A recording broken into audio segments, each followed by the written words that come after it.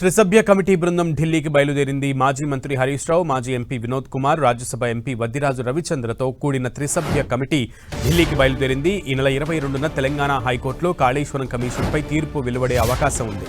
దీంతో హైకోర్టు తీర్పు తర్వాత సుప్రీంకోర్టును ఆశ్రయించే అంశంపై సుప్రీంకోర్టు సీనియర్ న్యాయవాదులతో చర్చించనున్నారు. అలాగే పార్టీ ఫిరాయింపు కేసు అంశంలో కూడా న్యాయ సలహాలు తీసుకోనుంది త్రిసభ్య కమిటీ.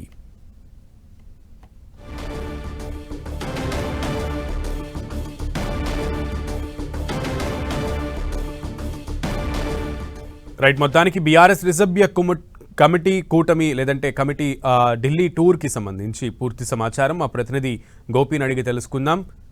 గోపి,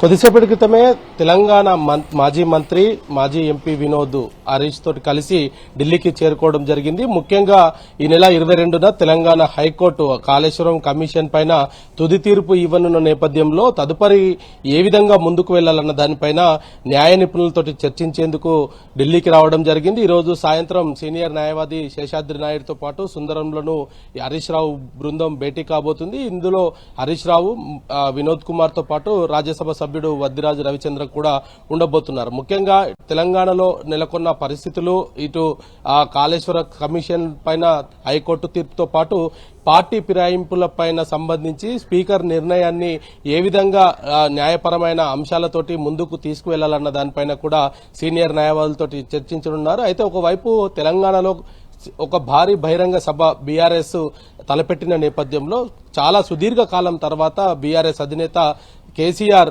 బయటికి రావడము, భారీ బహిరంగ సభలో పాల్గొన్న నేపథ్యంలో బీఆర్ఎస్ లో కీలకంగా ఉన్న హరీష్ రావు ఆ సభకు దూరంగా ఉండడము, ఇదే సమయంలో ఆయన ఢిల్లీకి రావడం పైన కొంత రాజకీయంగా కొంత చర్చ జరుగుతున్నప్పటికీ బీఆర్ఎస్ పార్టీ దీనికి సంబంధించి ఒక క్లారిటీ కూడా ఇవ్వడం జరిగింది. అధినేత కేసీఆర్ ఆదేశాల మేరకే ఈ ముగ్గురు నేతలు కూడా ఢిల్లీకి వచ్చినారు.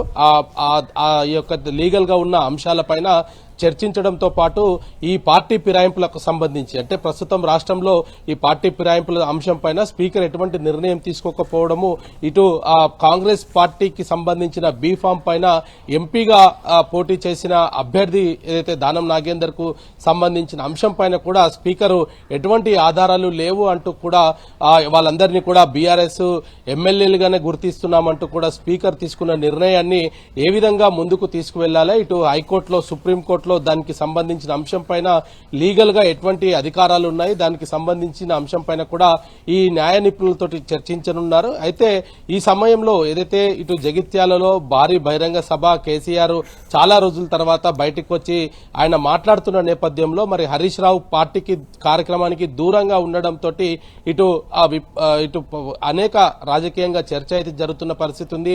హరీష్ రావు బీజేపీలో చేరబోతున్నారంటూ కూడా కొన్ని వార్తలు వినపడడం జరిగింది. మరి ఈ నేపథ్యంలో మరి ఇటు ఈ ఢిల్లీ పర్యటన కొంత సంచలనం మారిందని చెప్పుకోవచ్చు. ఎందుకంటే రాష్ట్రంలో అనేక అంశాలపైన ఈరోజు బీఆర్ఎస్ మాట్లాడబోతున్న సమయము, జీవన్ రెడ్డి పార్టీలో చేరిక, ఇటు కరీంనగర్ లో నెలకొన్న పరిస్థితులు, ఇతర అంశాలపైన కేసీఆర్ ఏం మాట్లాడబోతున్నారంటూ కూడా అందరూ ఎదురు చూస్తున్న సమయంలో హరీష్ రావు ఆ సభకు దూరంగా ఉండడము, ఆయన చేరిక ఈయనకు ఇష్టం లేకనే ఢిల్లీకి ఈయన వచ్చినాడు అనేది కూడా కొంత రాజకీయంగా చర్చ జరుగుతున్నప్పటికీ ఇటు కాళేశ్వరానికి సంబంధించిన అంశంలో కొంత న్యాయపరమైన అంశాలను ఇటు కమిషన్ ఎటువంటి రిపోర్ట్ ఇవ్వబోతుంది. ఎందుకంటే ఇప్పటికే కేంద్ర ప్రభుత్వం కూడా అనేక సార్లు కూడా కాళేశ్వరంకి సంబంధించిన అంశంలో అది ఒక వృధాగా కట్టిన ప్రాజెక్టుగా కూడా తేల్చి చెప్పడం జరిగింది. కేంద్ర మంత్రులు సైతం అది ఒక పనికిరాని ప్రాజెక్ట్ అంటూ కూడా వ్యాఖ్యానించడం జరిగింది. మరి ఇటువంటి నేపథ్యంలో కమిషన్ ఏ విధమైన రిపోర్ట్ ఇవ్వబోతుంది,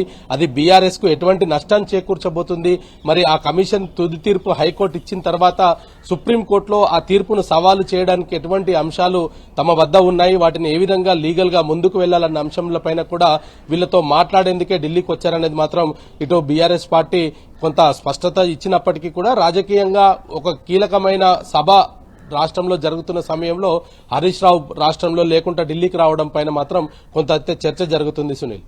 ఓకే గోపి.